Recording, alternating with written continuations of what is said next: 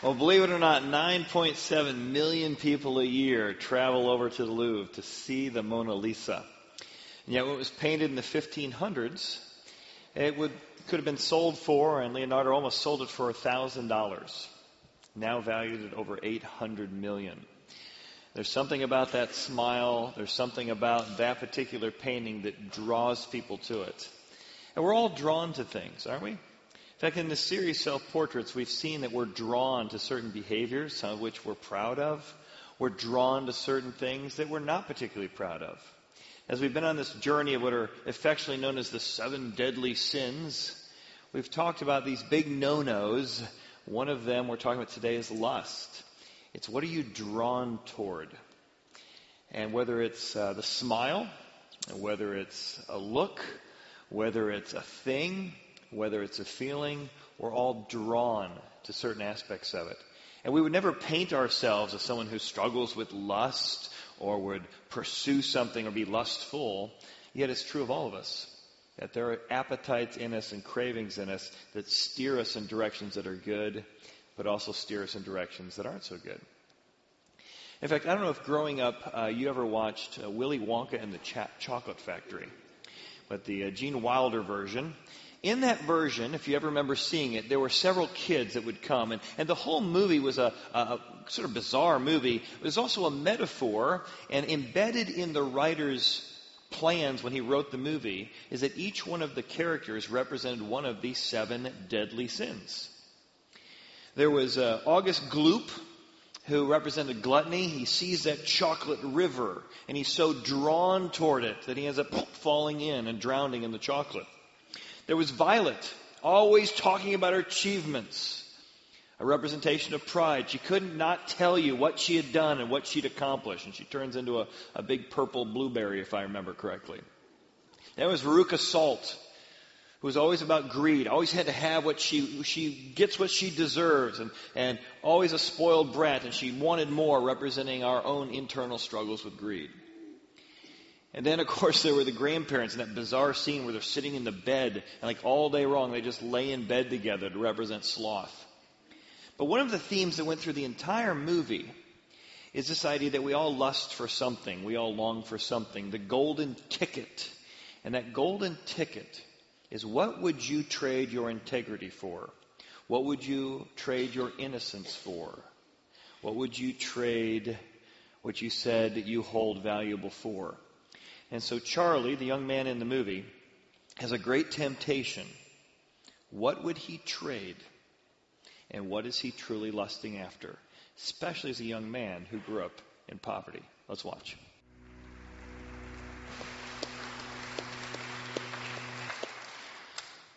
Well, today we're going to try and dig into how temptation works and how lust works. And I'm going to try and show you that lust is far more than just sexual lust. So that's a part of it we'll address. There's a much bigger aspect of our cravings and our appetites and our lusts that draw us to fruit of another, that draw us to cross lines we said we'd never cross, to go places we said we'd never go. And to do that, I want to tell a unique Bible story, an account of 2 people. In fact, Rembrandt had this line artist drawing of these 2 characters from the Bible that he did. Their names were Jacob and Esau. And in this painting, you see Esau has just returned from hunting, but apparently has not done well because he's not bringing anything home.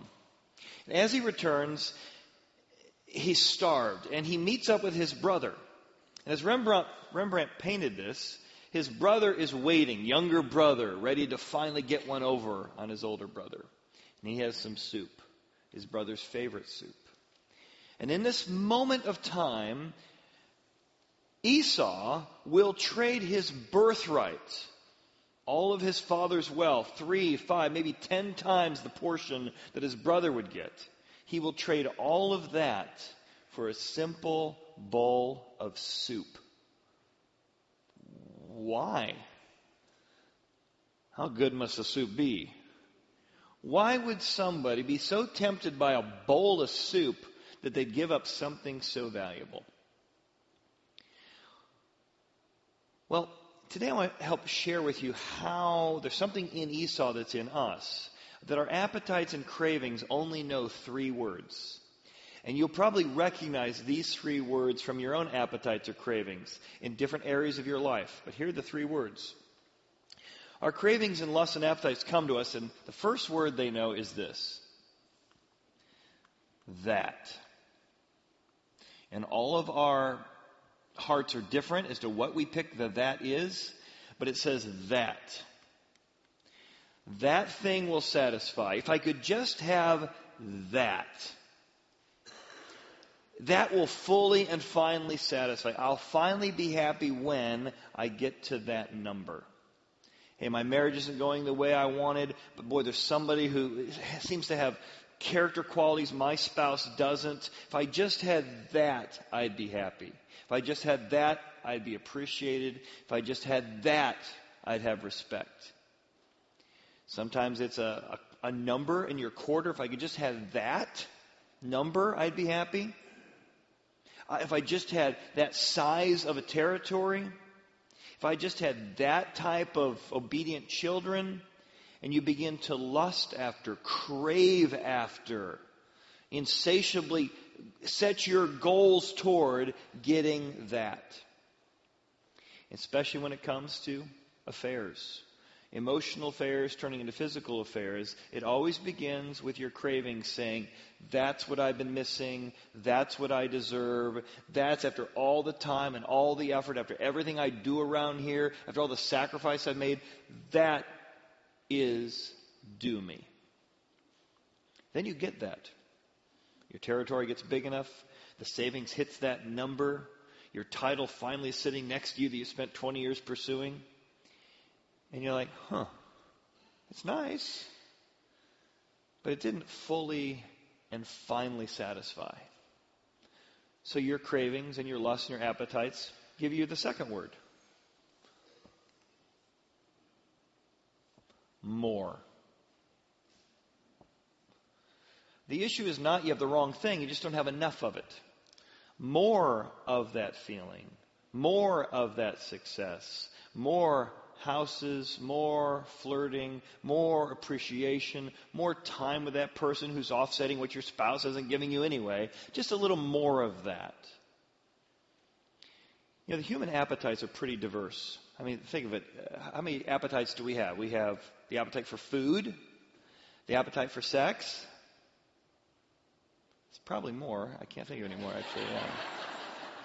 It's the appetite for revenge. It's the appetite for respect. It's the appetite to be appreciated. And I would even argue this. Isn't it true that if you really listen to your own heart, we actually want and crave to be envied by others? We drive cars that we don't even get to see the car because we're on the inside, right? We want people to see us in that car and envy. And maybe you're not into material things, but I bet you still struggle with lusting or craving after more enviable behavior. Don't you want people to crave your marriage? Isn't that why sometimes you envy other people's marriages? Because you want other people to envy what you have. You see other people's kids on Facebook and you assume they're all obedient, and you're looking at your kids like, and you wish people would envy your family or envy more of what you have.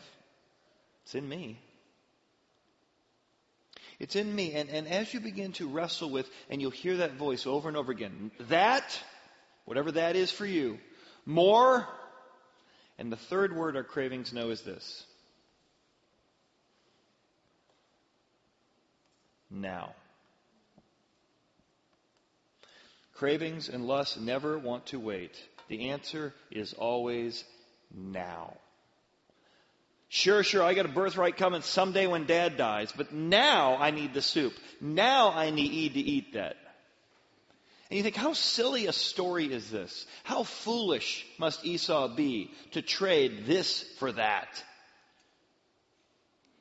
Yet how many of us know people, and how many have been people who traded our integrity for a fling, for an affair, for a peek at that website, to go back to that website. We promised ourselves we wouldn't do it again, and we wouldn't do it again. But in the moment, all we heard inside of us was, now I need to be out of this pain. Now I deserve pleasure. Now I deserve to be appreciated. I don't get respected around here, but this will accept me. This will affirm me. This will make me feel better. Now is, why are we going to move the whole family in the middle of junior high, in the middle of the high school, to this different location? Everybody in the family says, no, it's a bad time, can we wait? But everything in you says, now. If I don't get on this track here, if I don't take this crossroads now, my career is not going to get where it needs to be, and that is what I need to be. So now we make the decision. We're all going to take sacrifices because this is what I need, and we got to do it now. We're not going to wait. How many times has a voice of now caused you to pretend that later is never going to happen, and if you don't do it now, you're never going to get it? And I'd say one of the things that causes us to chase this bowl, whether we smoke that, drink that, take those pills, keep taking more of those pills, keep on those websites, keep going back to those websites, often it's because we're medicating. And nowhere does lust and craving come stronger than when we want to medicate pain. Because you will hear inside of you, I'm tired of being lonely in my marriage. Now I'm going to flirt with, at least get emotional support from somebody who's not my spouse. Because now I need help. Now I need comfort. Now I need relief. Now I need to be accepted. Now I need somebody to receive me. And almost always cravings say, I want to stop feeling the feeling I'm feeling. And I need relief now. So I'm going to drink a little bit more of that because now I need relief. I'm going to look at a few more of those images now because I'm feeling lonely and disrespected. And if you listen carefully to your own voice, it's not like, well, what's wrong with Esau? It's more like, what's wrong with me? Because I too hear this voice every day, every week, every hour. That. More. And now. I was invited over to a friend's house in the middle of a crisis several years ago who attended our church. And the crisis was, he says, I need help. My wife found out that I've been having an ongoing affair. Got on my website, got on my computer, found all kinds of images that I thought I had stored deep enough she wouldn't find. I said, well, how can I help? How can I help you? How can I help the two of you? And as we began to dialogue together, he said, I think it began when I started having severe back pain. What a weird conversation to start this. He said, the amount of pain I have been in, the only thing I found could get rid of it is I just sort of want more and more. And I started using sex and I started using pornography to medicate it.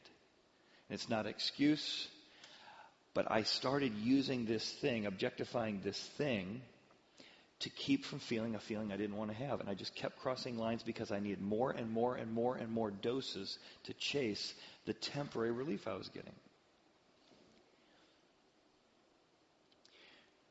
I was listening to a story of a guy I'm going to have speak next year. His name's Milan, and he was sharing about a woman who's just had a great marriage, great family, a man of faith, Christian man, and he died, and it was just really heartbreaking for all involved. Died at an early age, I think he was in his early 50s, and they had this incredible funeral, celebrating his legacy and celebrating his life and celebrating just a man of integrity and faith. And then she, over the next few months of slowly mourning, was sort of taking things, selling things, getting rid of things. And she came to see him as a counselor to say, as I was cleaning out his office, I found all kinds of stuff that I didn't know he struggled with, I didn't know he's involved in, and now I'm grieving and mourning who was this man I was married to if this is the stuff I found. So no matter what we look like on the outside, there's a secret version of us that the voice of that now and more uniquely is going to draw you in or try and draw you in. So I want to try and be really practical and really helpful. Let's start by honestly saying, in whatever form it takes, that voice speaks to all of us. So how did Esau end up here, and how do we end up here, and how can we keep from doing it? Well, it begins by asking yourself 5 questions. What are the 5 questions that would help you on your journey to keep from getting that close to temptation? And the first question is this. Before you face a decision about a job, before you face a decision about getting on the computer late at night, am I tired? It says that when Jacob cooked a stew, so he's got this stew ready to go, and it smells good, and it's delicious, it's giving off the aromas. Esau had come in from the field, and he was weary. When we are weary, when we are tired, when our our fortitude is down, that is when we are most temptable. That's when we're most susceptible to not hold the line, most susceptible to give in to the voices of that more and now. If you think of Esau, he was a trained hunter. This is what he does for a living. He hunts. And apparently has not been a successful hunt because he's come home with nothing. He can't even make his own meal. So he's probably feeling emotionally like, man, I've been a failure. I can't believe it. I've been out all this time, all this effort. I deserve to catch something. I should catch something. What kind of a hunter can't hunt? And he's physically tired. And how often when you're physically tired, do you say things you wish you hadn't said? Do you go places or farther than you think you should have gone? You let your anger go a little bit farther just because you're tired. I have a friend of mine who was in his 20s or early 30s. I think his 20s, and he was single, and he really felt himself continually drawn toward pornography. And he said, I need to realize there's certain checklist I want to put in place. He put this on his computer. And he would go, before he turned on his computer, he'd go over this checklist of 8 questions I think he had. I don't remember all of them. But they were things that, when I'm in this condition, I'm more prone to go places I don't want to go. The first question is, am I tired? If I'm tired, I need to not get on the computer right now. Am I feeling unappreciated? Is it after 11 o'clock? Am I alone? These were mechanisms he put in place. And if he didn't answer no to all of these, he's like, I need to not get on the computer right now. Because no matter what I start getting onto, I'm not going to end up in that place. And I would propose to you, whatever your bowl of soup is, that when you come to make a decision about moving, about speaking, you need to start with a simple question. Am I tired? Do I have the emotional capacity to make this decision right now, to enter into this environment right now? Second question, am I feeling empty? When you are feeling empty, you are prone to look for something to fill that. Look what happens in the passage. Esau says to Jacob, please feed me, I'm feeling empty. Haven't won anything, haven't fought anything, and I'm starved. Feed me with that same red stew, for I'm weary. He's weary and he's empty. This is the path to temptation.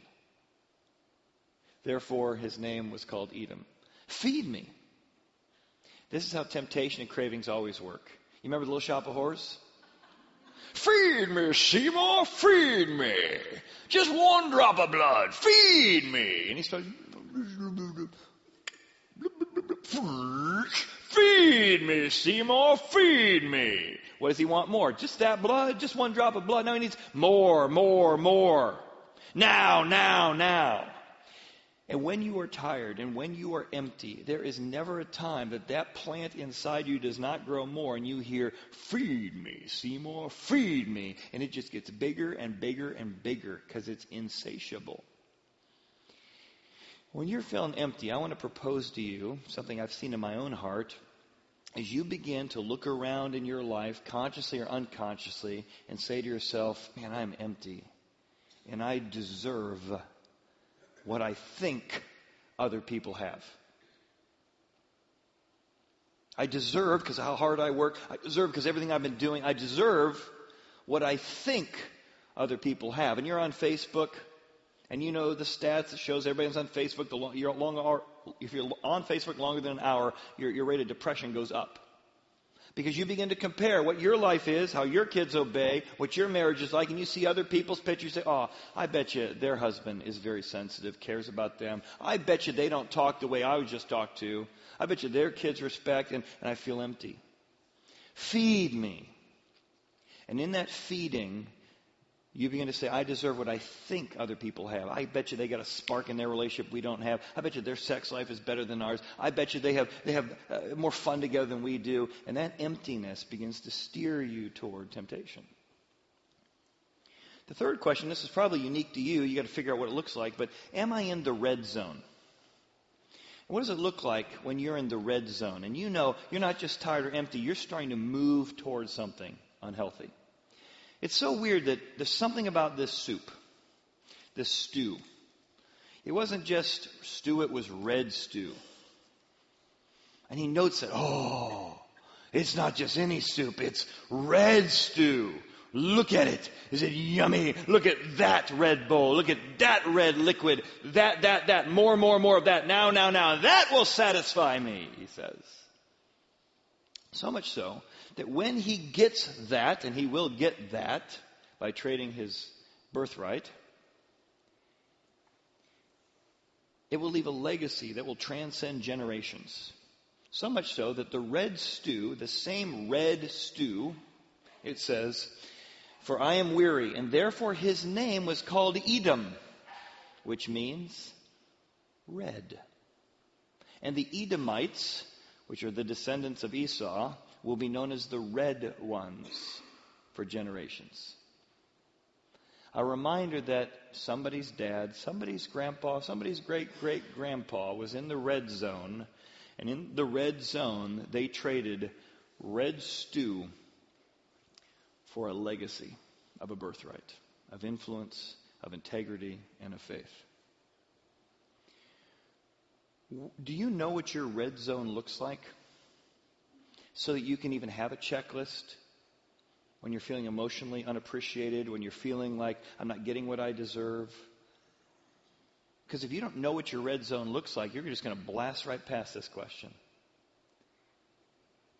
I was talking with a couple about a year ago. Just kept getting into fights. I was talking with the husband, who got to be a good friend of mine, and I said, "Well, what happens?" He says, "I don't know. She starts talking, and I just feel immediately disrespected." I said, "Well, let's role play that." So we did, and she was, in this instance, talking very, I can't speak what happens at home, but in this instance, speaking very gently and very respectfully. I said, "Well, how does she sound right now?" "I just feel like I'm being nagged to death right now." And we began to track back into his history. He felt very henpecked by his mom. And so any woman who even voiced an opinion different from him, he interpreted that and internalized that. And he used this phrase, I'll never forget. He says, "Chad, as soon as I hear conflict, as soon as I hear disagreement, I just feel I'm being disrespected, and I just see red," he said. And the level of anger and daggers that came out of him. I said, "Well, let's try and back you up. Your red zone happens very quickly. Let's figure out why." And for him, the bowl of soup was, unless I'm respected, which he defined as no one disagreeing with me on anything I've ever said. But he had to track back and figure out what got him in the red zone so quickly. Because when you're in the red zone, that's the place where I'm in the unique place, in the unique situation, temptation, that particular bowl that wouldn't tempt you is my bowl. And when I get close to that bowl, I'm now hook, line, and sinker going into this thing. Are you tired? Are you empty? Are you in your unique red zone? And then you're going to hear this. Question 4 is the voice of now telling you that later will never come? You're in a difficult time in your marriage. It's not a summer. It's a winter. And that winter's been going on for a while. And it's during that winter you say, she's never going to change. He's never going to understand. And the voice of now says later is a pipe dream. Later is not ever going to happen. You're a fool. You're a fool if you think later's ever coming. So you better get it now, because only fools wait for later. Look at how that voice is operating in Esau. Jacob said, Jacob turns to Esau and says, "Sell your birthright as of this day, right here, right now. I'll give you the soup right here. You can have it. Or you can wait till later to that birthright, someday when Dad dies, theoretical birthright." And Esau replies, look at his words, Look, I am about to die. That's always what cravings and lust sounds like. If I don't get this now, if I don't get pleasure now, if I don't have somebody accept me now, if I don't let this all out now, if I don't tell you how it is now, I'm never going to get a chance. And since my marriage isn't going to get better, and it's not worth chasing, it's not worth waiting for it. If you're dating somebody, it's not worth waiting for a better person. I guess it's the best I'm going to get, so I'll take now because I don't want to keep waiting and I don't want to be lonely single. And if you've been married any amount of time and you're honest with yourself or with other people who are going to be honest and not just put on a front, we have all who've been married, all of us, had many, many moments and seasons in our marriage when we went, I don't think it's going to get better than this. And I don't like what I got. And in that moment, you're tempted to start looking around, just glancing. And when you're glancing, you're going to begin to notice someone else. And you're going to notice that someone else, and you're going to take that person's strengths that you only see from a distance and compare it to your spouse's weaknesses that you see very up close. And your spouse is always going to lose. Because you're putting their weaknesses in a real relationship up against somebody else's strengths who looks really good from a distance. And that's why affairs start. Because affairs always begin with the fantasy. And you got the dopamine rush, and you got the rush of your brain literally being reprogrammed by now. And then eventually, you begin to sacrifice all the things you said you mattered. But behind that was a question, and you can, if you listen real carefully, you can hear it. It's a voice that says, this is never going to change. Later's never going to come. So you better do it now. And now you've marched closer and closer to the point, to the fifth question. You eat the soup, you look at the website, you have the affair, you have the first meeting, you have the first flirt. You're on your way into this bowl of soup. And then the fifth question, do negative emotions follow the short-term positive ones? Temptation wouldn't be temptation if it didn't have some benefit, right? There's always a benefit to stepping into temptation. There's a short-term burst. That short-term could be a week, a month, even a year. But do negative emotions follow the short-term positive emotions? Look what it says in the passage. Then Jacob said, swear to me as of this day. So he swore to him and sold his birthright to Jacob. And Jacob gave Esau bread and stew of lentils, and he ate and drank, arose, and went his way. Wow, that's exactly what I needed. And then immediately Esau despised his birthright. What I thought was going to solve all my issues, and pretty quickly after that, on the way, he has buyer's remorse. This is how temptation works. Whatever that is, your cravings say, that is an 8. If I could have that, drive that, be with that. That's why we objectify people. They turn into a that. It's going to be an 8. And then you step into that. You flirt with that. You have a one-night stand with that. You go on the website with that. And it might be an 8. But that's kind of a 6. A few minutes later, a day later, a week later. But then it comes with all this guilt and shame and regret. And it wasn't really an 8, it's really a 6. And now with all the negative emotions that came with it, self-hatred, it's actually about a 3. And you have buyer's remorse. Because that didn't fully satisfy. More of that. And then you tell you, so you go back into more. I just need more of that. We'll do this more often. Once a week, twice a week. Let's have secret rendezvous more often than this. Let's get on the website more often. Let's try kinkier stuff. More. But that 8 keeps going down to a 6, to a 5, to a 4, to a 3, to a 2, and all of it keeps coming with shame and keeps coming with remorse and regret. And you're chasing a high, and the denominator keeps getting lower and lower.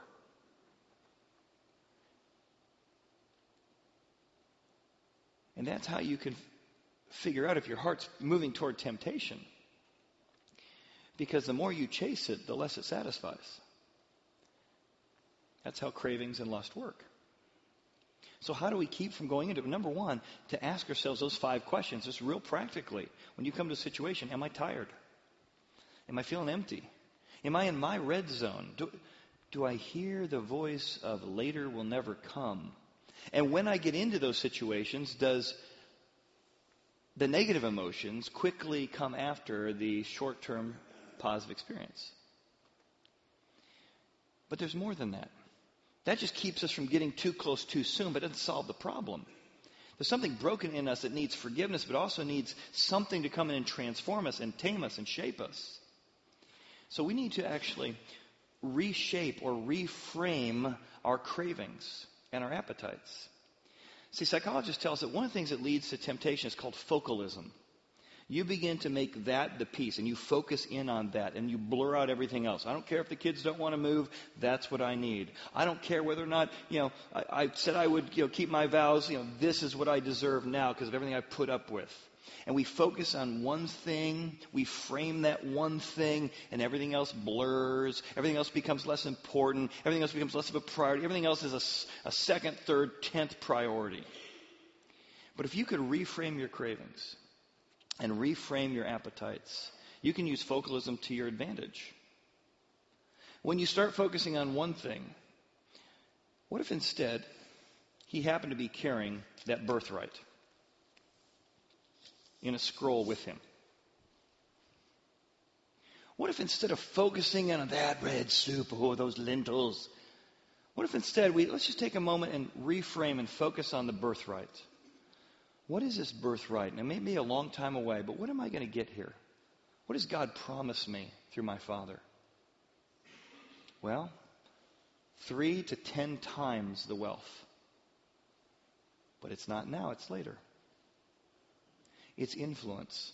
The one who got the birthright was one who had influence over the family. He was the patriarch of the family. You get a chance to influence your children and grandchildren and future generations with power, with money, with spiritual influence. If we zoomed in on the fine print here of his birthright and looked at what did God promise me? What does God have for me? What does God say will come to me if I wait for that? The ability to transform and change and influence generations. You see, your integrity feels like it's in the small print when you got a bowl of red soup in front of you. And your brain then focuses in on that, and your cravings hijack your brain to come up with reasons why that is true and this is not. But if we focused on those aspects and say, God, help me to see what is true here, because my brain has blurred out everything that's true and focused in on the lie.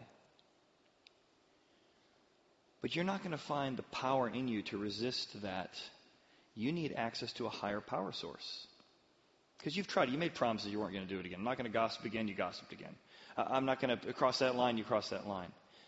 You don't have the resources in you to do that. One, to forgive yourself so you can get out of that self-hatred and remorse and shame. You need somebody else to forgive you for that, and somebody else help guide you in that.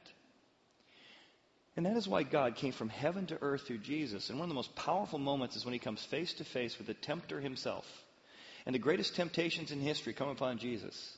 And every time you hear the voice of the tempter say, that, you hungry, Jesus? Haven't eaten in 40 days? That's what you need. Turn that rock into some bread. That and more of it. And Jesus, who equally could have heard the voices of that and more, and now you can eat, now you can eat. It's been 40 days. Jesus reframed. Instead of focusing on the bread and the stone, he reframed onto, it is written. I'm more than just a material being and physical being. I'm going to proceed by every word that comes out of God's mouth. He reframed and refocused. He's offered all the kingdoms of the world. Lust for power, lust for influence, lust for money, lust for to be respected, to be bowed down to and worshipped by everybody around, to be enviable. And he again says, refocus, it's written. I'm going to focus on something different. As much as these feelings may be here, as much as these voices may be, I'm going to focus on, you shall love the Lord your God. That God is my sustainer. That I'd rather have his value that's permanent than these other temporary things that people like you for a moment, your 8 turns into a 6, turns into a 3. And then his very identity gets challenged in temptation. Yeah, if you really are who you say you are, throw yourself off here. And even God said that he would help you, rescue you. Prove to me you are who you say you are. And Jesus again reframes and says, I want to put God first. He's where I get my identity. I don't need to test my God because I have trust in my God. And he blows temptation out of the water. And then Jesus marches his way through his life to an old rugged cross. Not so that we can pretend we've never lusted, so that we can admit that we've lusted all the time. We just have different flavors of it. He says, the reason I'm dying on this cross is because I want to forgive you of your guilt, and I want to cover you your shame. And when I cover your shame, you can start bringing your temptations out in the open. Yep, I struggle with that. Yeah, I've done that. Yeah, I've looked at that. Yeah, I've said that. Yeah, I've done that. Instead of trying to pretend you're something you're not, you can be honest with who you are. And God says, bring it out. You're not going to surprise me. I know anyway. I can not only forgive your guilt, but I can cover your shame. And in the context of my grace, I can help you understand how you've allowed these lusts and appetites to sabotage what you said you really wanted, what you said really mattered in your life. And then Jesus says, if you ask for my forgiveness, you can also ask for my leadership. God, I want Jesus to be my forgiver and my leader, and I will come into your life. And that might be kind of weird, like Casper the Friendly Ghost is coming in you, but think of it this way. You need a power source outside of yourself. And Jesus says, I'm it. I proved myself. I can beat this thing. And I will come, and my Spirit will live in you. And not only forgive you and cover your shame and guilt and allow you to be honest with yourself, but also I'll give you the leadership and the power you need to overcome that.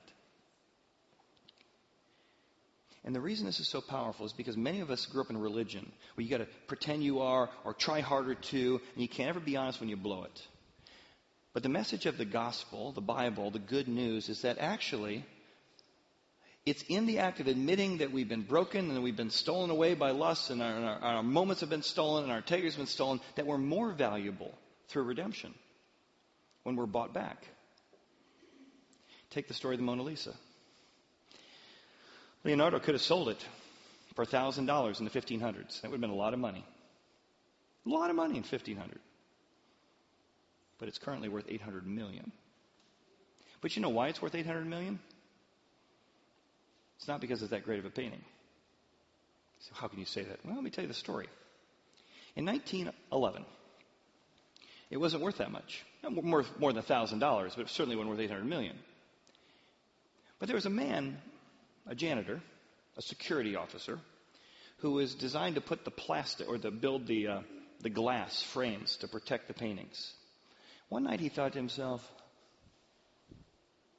I think I'm going to take it. So he hid one night in 1911 in the closet. They closed up shop at the Louvre. He snuck out. No security cameras back then, barely any security at museums, really, except for some locked doors. He came out, he grabbed the Mona Lisa, stuck it under his nightcoat, made his way to the door, which was locked, took the doorknob off. A nearby plumber came by, saw him struggling, helped him get out, and he said, I work here, and they put it back together. He hid the Mona Lisa in his attic for 2 years. Police looked. For 2 years it had been stolen away. For 2 years he had the Mona Lisa all to his own. And because of that, the Mona Lisa became the most printed painting in history because there was an international search to who found it, an international mystery, who stole this, and they could not figure it out. And he was scot-free off. And after 2 years of that being the most published and printed painting in all of history all around the world, he decided to come back and admit that he had it. He actually thought he'd be a hero. He only got about 2 years in jail for it, surprisingly. But because that painting had been stolen and returned, its value skyrocketed. If a different painting had been stolen and returned, probably that one would be worth $800 million. It was the act of being stolen and bought back and returned that brought its value. And that is the message of the Bible. That pretending you've never done this or never struggled with this is not how you find your value. It's in admitting you do this, have done this, continue to do this, and you need God to buy you back and bring you back. And that is the power of what God offers through the message. So as we end this series today, I want to give you a chance to just maybe reach your hand out to God metaphorically in prayer and say, God, I've heard those three voices. I need your forgiveness through Jesus, and I need help. Yeah, I need help to listen to these questions. I blow past all 5 of those questions. I don't even have those questions. And I need the power to want something more valuable than the red soup I keep giving into. Let me lead us in prayer, and we'll end this series this way. Let's pray together. Maybe you just want to begin forgiveness. Say, God, forgive me for giving in to the voice of that, more, and now.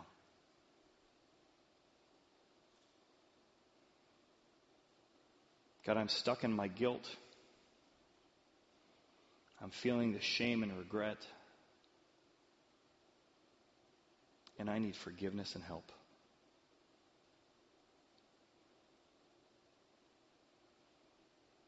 Thank you for dying, not just for people, but for me, for my cravings, for my appetites. And I invite you to come into my life. If you've done that before, God, I invite you to take the wheel of my life in a deeper way. Give me the power you had through your Spirit to resist temptation in my life, in my heart, that I can live in the freedom of grace. And we ask this in Jesus' name. Amen. Amen. Well, thank you for being here for this series. We're starting a brand new series next week about how the Bible is a smart book that can really help transform our lives. Thanks for being here. We'll see you all next week. Grab your Kaboom tickets out by the fireplace. Thanks again.